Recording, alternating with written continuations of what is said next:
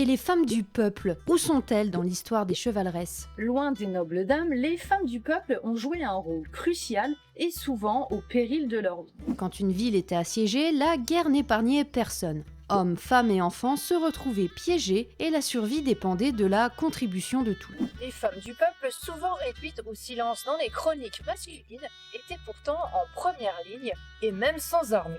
Leurs contributions étaient multiples et essentielles, comme la défense active des remparts avec des jets de projectiles divers. Elles aidaient à recharger les machines de guerre et manipulaient même des armes à jet simple.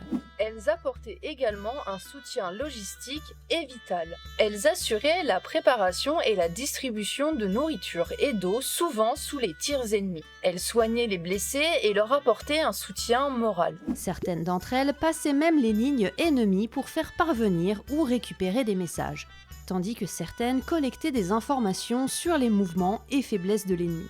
L'exemple le plus frappant de cette bravoure est le siège de Beauvais en 1472. Face aux troupes de Charles le Téméraire, les hommes et les femmes ont résisté avec acharnement. Parmi eux, une figure emblématique, Jeanne l'Aînée, surnommée Jeanne Hachette.